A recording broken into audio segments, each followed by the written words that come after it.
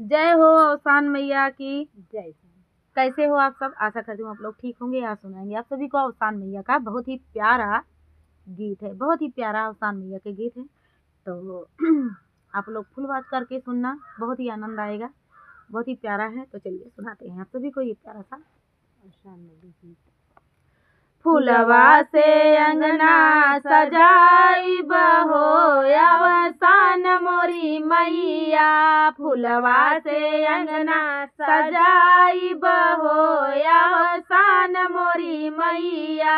अंगने मातो का बोलाई बहो अवसान मोरी मैया,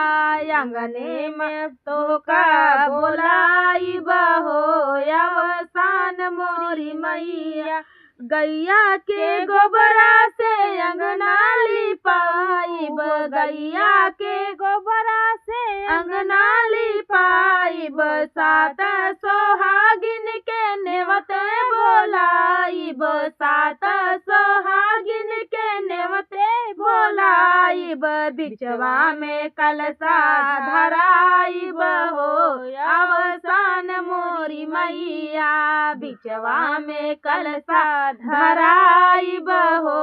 अवसान मोरी मैया, फुलवा से अंगना सजाइब हो अवसान मोरी मैया, फुलवा से अंगना सजाइब हो अवसान मोरी मैया, अंगने मातो का बोलाइब हो अवसान मोरी मैया, अंगने मातो का बोलाइब हो अवसान मोरी मैया,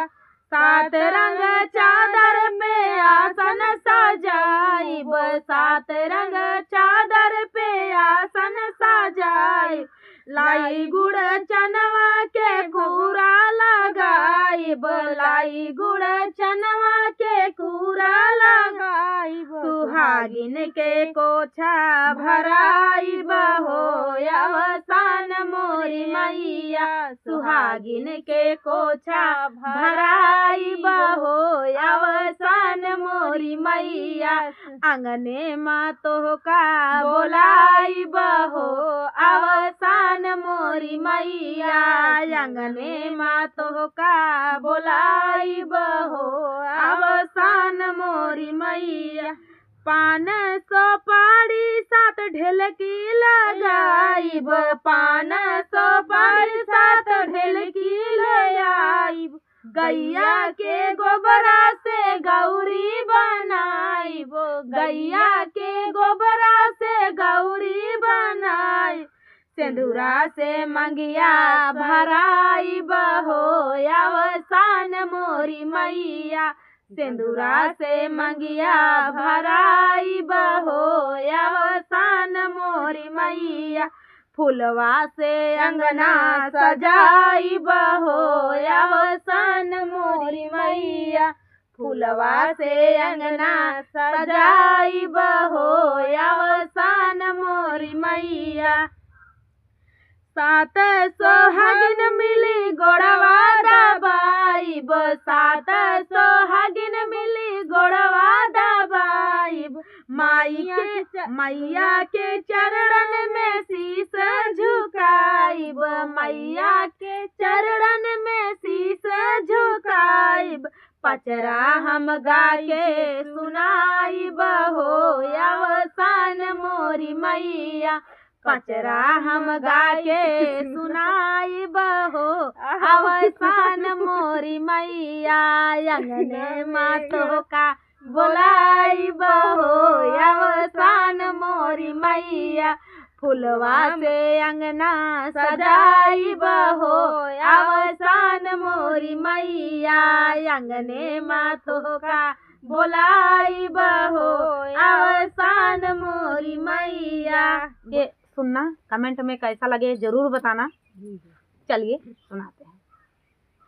दई दे तू भिखियाया चरवा में भरी के, दई दे तू भिखियाया चरवा में भरी के, पहली नी भिखिया मैया सिंदूरा के दई जा, पहली नी भिखिया मैया सिंदूरा के दैदा साथ रहे सजना जीवन भरे के साथ रहे सजना मोरा जीवन भरे के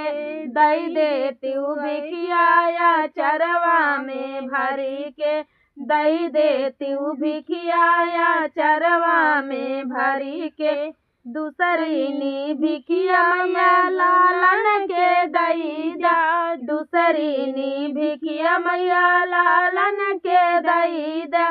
खेलई लालनवा मोरा जीवन भरी के खेलई लालना मोरा जीवन भरी के दई देती भिखिया चरवा में भरी के दई देती भिखिया चरवा में भरी के तीसरी नी भिखिया मैया परिवारवा के दैदा तीसरी नी भिखिया परिवारवा के दैदा नाता तो से राखाई जीवन भरे के नाता तो से राखाई जीवन भरे के दई देती भिखिया चरवा में भरी के दई देती भिखिया चरवा में भरी के चौथी नी भिखिया वीरनवा के दैदा चौथी नी भिखिया वीरनवा के दैदा